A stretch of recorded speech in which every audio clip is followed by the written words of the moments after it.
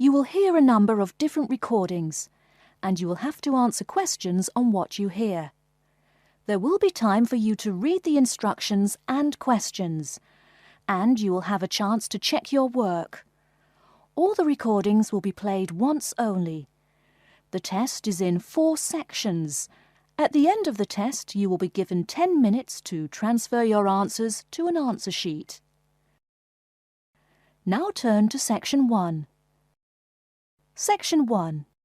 You'll hear a man giving information to a group of new university students. First, you have some time to look at questions 1 to 5.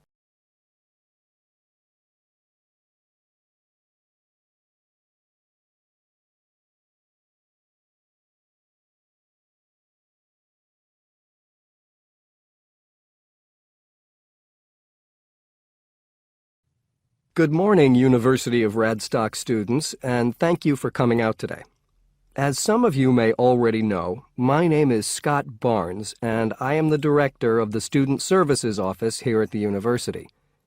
I'm here today to give you some information about what Student Services has to offer you. To begin with, let me just say that I feel that our office will play an important role in the way that all of you will experience your time here at Radstock as students. Primarily, our center is geared towards providing answers to any questions you may have. Because all of our reception staff are currently enrolled as students at Radstock, we feel that we're in an excellent position to deal with any issues you may face during your time here at the university. As I said earlier, the Student Services Office is mainly a place where you can have your queries answered. However, the office is more than that. For example, if you come and visit us, you can pick up your student discount cards. Now, with these cards, which come at no additional cost to you, you can take advantage of reductions of up to 40% on all forms of public transport in the city. In addition, the cards are honored at many shops and restaurants in the area, giving you the chance to save up to 35% off food, beverages, and other purchases. Our office is also the place you should visit if you would like to get involved in any of the 30 different clubs and societies available at Radstock. Come in any time between 10 and 3 on weekdays and sign up to become a member of the university choir or orchestra, the drama or debating club, the university trivia team. The list goes on and on. For new students, I cannot stress enough how vital it is to participate in the non-academic side of university life. Yes, we are here to work hard and do our best at our studies, but student life is also about having fun and meeting like-minded people. So, bearing that in mind, make sure that you get involved and enjoy yourselves. Before you hear the rest of the conversation, you have some time to look at questions 6 to 10.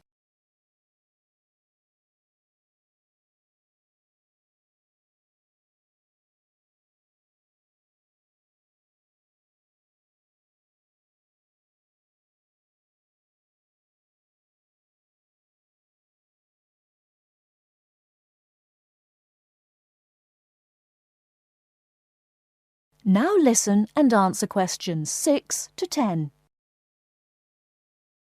Moving along, I'd now like to talk to you about another very important service that our office provides, and that is counseling. I'm sure that you are all well aware that there are times in life when things can go wrong and times can get tough. We all have to endure difficult experiences, and these difficulties can be emotional or physical. Whatever the case may be, talking with an experienced counselor can help you through the trying times. The counseling service here at Radstock is staffed by counselors who are qualified to help you deal with problems ranging from homesickness and loneliness to eating difficulties and life changes. To see a counselor, we recommend that you first visit our drop-in center. We run drop-in sessions on a daily basis from 9:30 a.m. to 2:30 p.m., and to reserve one of these sessions, you can telephone the counseling service on 121-5648-3907 on the day you wish to visit. Or, if you prefer, you can come into the Student Services office anytime after 8:30 a.m. and complete a booking form. If it should happen that you need to cancel your appointment for the drop-in session, we would request that you contact the counseling service as soon as possible to let them know.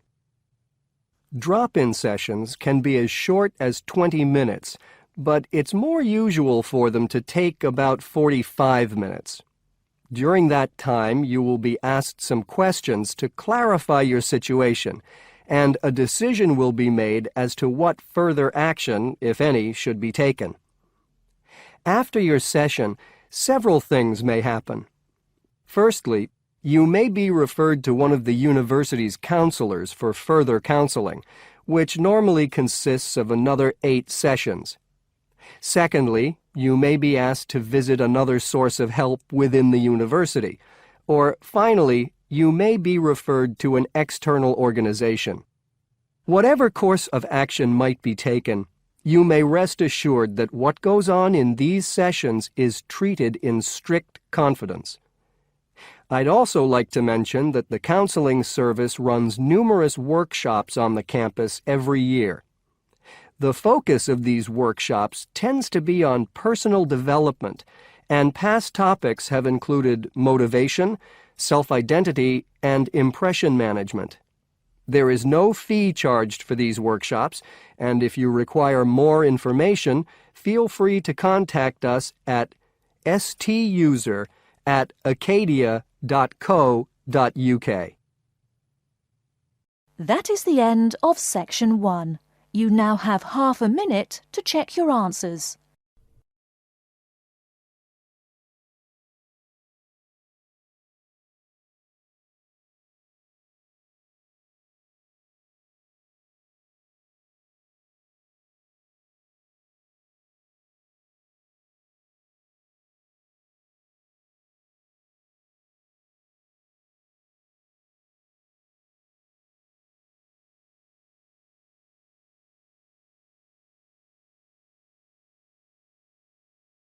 Section 2.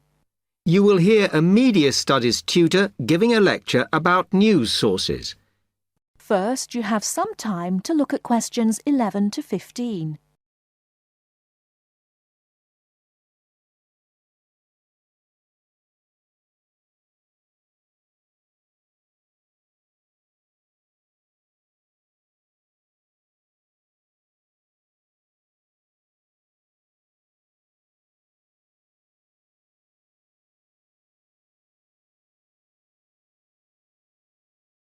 Now, listen carefully and answer questions 11 to 15. Okay, now many of you will have heard about the predicted death of newspapers, as people increasingly access the TV and the Internet for their news. Today, I want to look at the USA, which has very advanced news sources, to see if this is actually true. In the USA, the main news sources without doubt are TV, the Internet, and the press. That is, traditional newspapers. And although they are each surviving and growing, they are also changing. Obviously, TV news has been around for a while, and the early evening bulletins, when people get in from work, are very popular. I suppose we traditionally think of the morning newspaper arriving on our doorstep with the daily news. Interestingly, this is not borne out by the statistics, which show that readership in the U.S. is much higher when people have time to relax, when they're not working, especially on Sundays. The Internet is also a popular weekend activity, but shows no variation with weekday access. So people are using the different sources in different ways. Interestingly, local radio has been hit less by the grip of quite strong local newspapers than by the Internet, which is seen to offer a better regional service. But just because the Internet is seen as the new force in news media does not mean it is dominant. Television has, of course, been global for a while. But now technological changes, which have fueled the rise of online news, have also allowed newspapers to print and distribute editions across the world.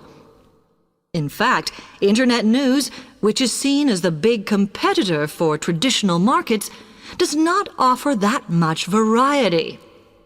Often, the sources are the online versions of the newspapers, whereas television, in order to offer something different, has had to come up with a much more mixed bag of reporting, from hard news to light reports on celebrity events. Another issue is reliability. The Internet is virtually unregulated, so anything can be reported there, whether true or not. Journalists on newspapers have fought a long, hard battle to fight intervention and to retain the freedom of the press. Television, however, is seen as critical to political power and has become subject to harsh controls about what it can or cannot say. Before you hear the rest of the talk, you have some time to look at questions 16 to 20.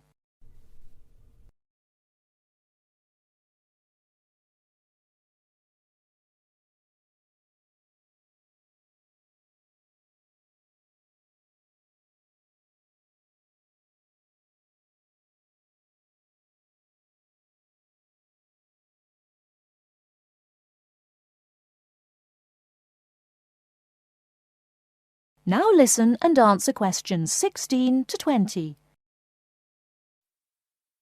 Now, one very critical factor in keeping newspapers alive and well in the USA has been their approach to advertising. Obviously, newspapers are heavily dependent on advertising revenue, and they have become more and more imaginative in what they offer, in order to make sure that advertisers use them and not other news sources. This has meant that, contrary to popular belief, newspapers now have a significantly higher profit margin than the rest of American industry. So, how have they managed to raise advertising revenue in this way? Well, they have put a lot of effort into developing and maintaining a very strong association with the retail trade. And they've come up with a winner. A critical tool in their sales plan has been suggesting that the adverts they run can have vouchers. This has been enormously effective because they have found that not only do more people buy the paper to get the discounts, but also that this inevitably means much higher sales for the clients who advertised. As well as doing this, the newspapers have also introduced aggressive sales campaigns over the last few years. This has resulted in a significant and continuing rise in the number of advertisers prepared to pay the extra for full-page ads. So, what I would like to move on to... That is the end of section 2.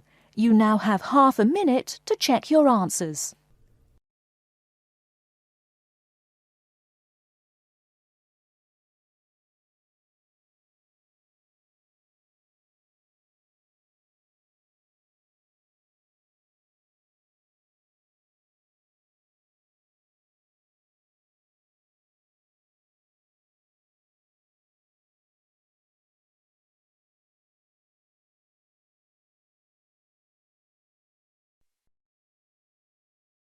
Now turns to Part 3. Part 3. You are going to hear a conversation between an interviewer and a professor. First, you have some time to look at questions 21 to 26.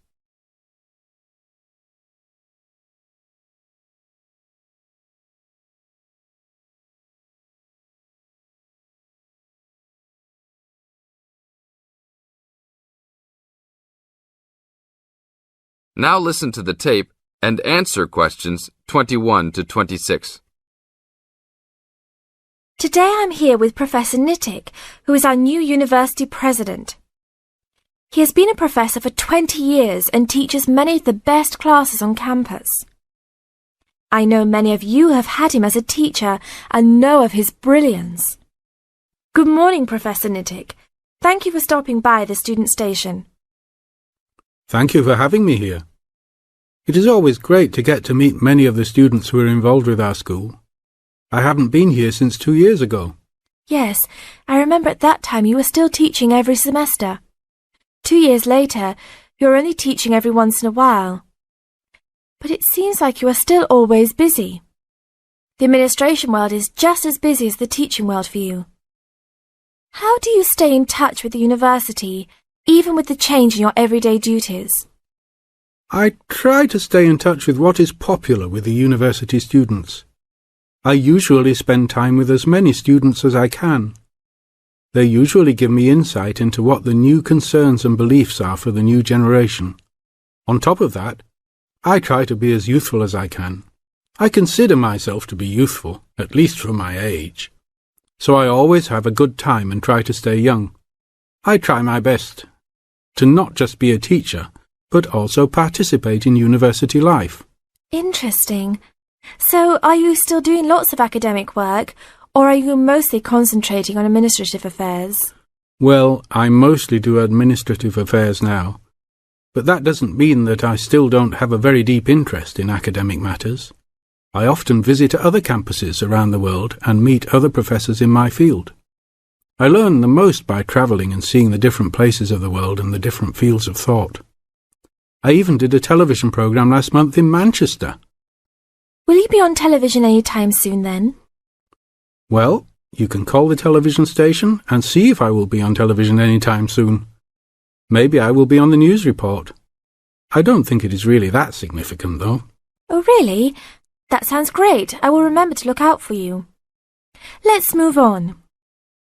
With all your busy travelling recently, how do you find time for your personal life? I try to keep my university life separate from my personal life. Sometimes it's hard to find time to just take my wife and 3 kids out for a family dinner, but usually we all manage to get together every few days. I'm taking a few weeks off next month to take my family down to South America, to Brazil for a few days. I can't wait to just sit on the beach. Wow, that sounds like a wonderful trip. Professor Nittick, could you tell the audience a little about what goes on in an average day of a university administrator? An average day? Oh, I don't think there is such thing as an average day for me. The last few weeks I've been travelling all the time. I can be in Los Angeles in the morning and in New York by the afternoon and back to Los Angeles by the evening.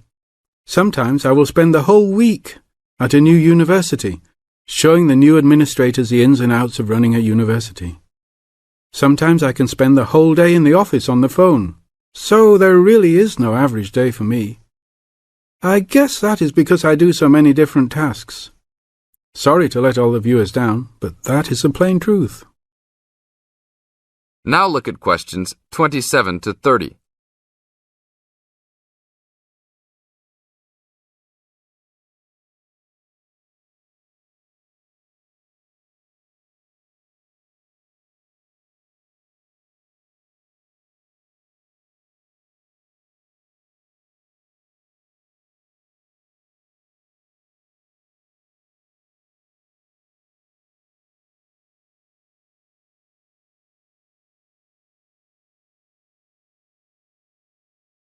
Now listen to the tape and answer questions 27 to 30. Well, I guess I can sum it up for them. You are a busy man. That is probably a good description. So, are there any immediate plans for the coming few weeks? Well, I'm in Los Angeles for the next 2 days, and then I fly to Colorado to meet a new prospective professor for our university. I will be in Colorado for about a week. Then I go to Japan for the next 10 days to meet with our university branch in Japan about record sales there. After that, I return to Los Angeles for a week, just in time for the graduation of the class of 2001. There you have it, my next month's schedule. Thank you very much, Professor Nittick. I always enjoy having you on our show. We hope to have you back on our show next time.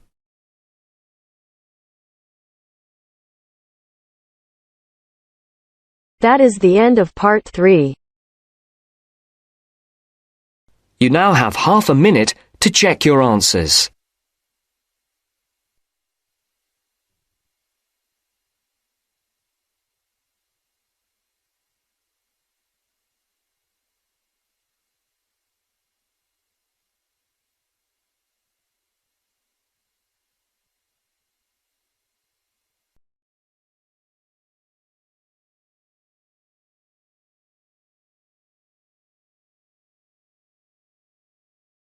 Now turn to Section 4.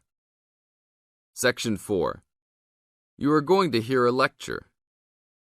First, you have some time to look at questions 31 to 40.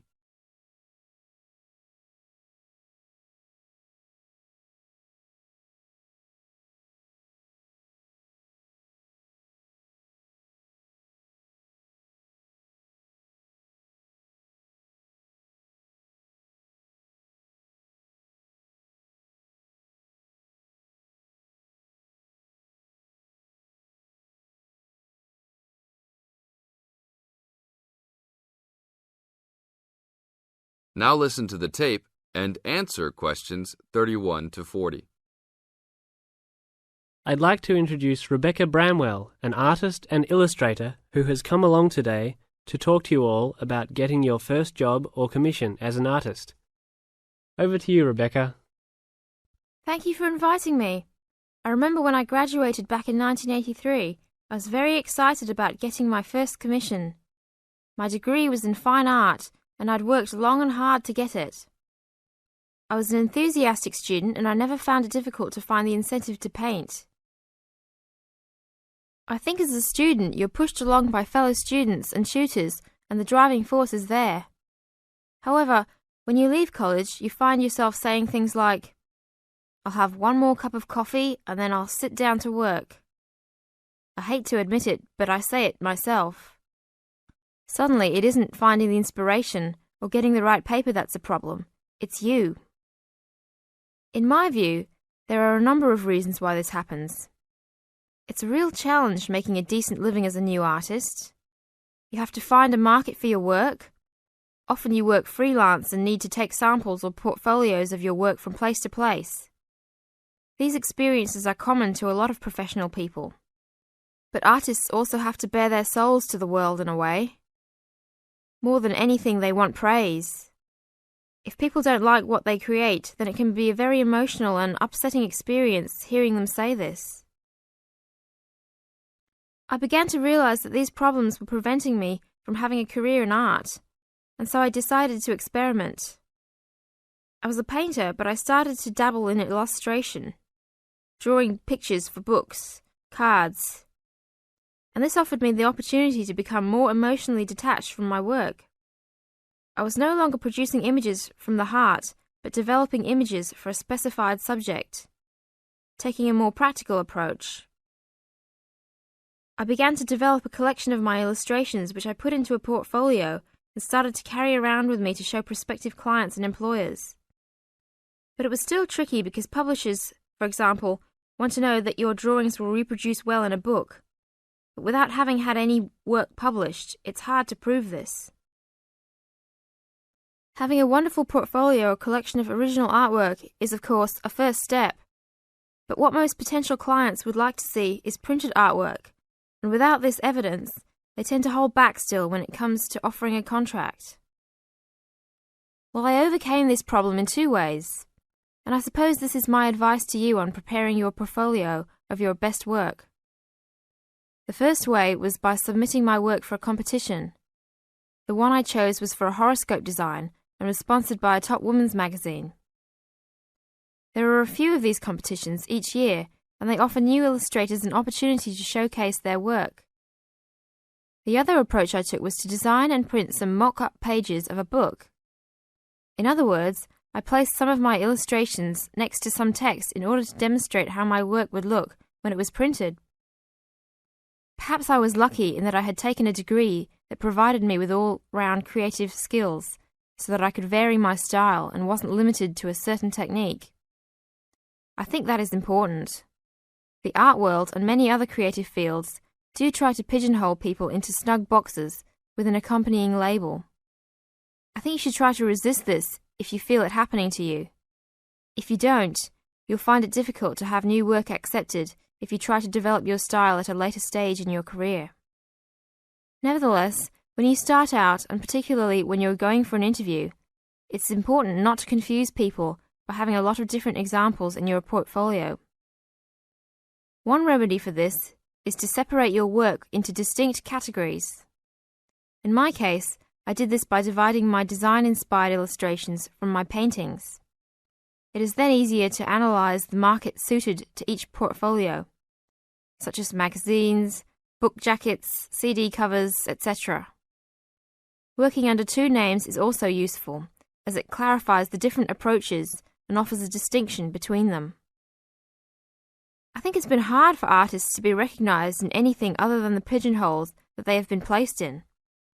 Luckily, these barriers are slowly being demolished. This is the end of Section 4. You now have 30 seconds to check your answers.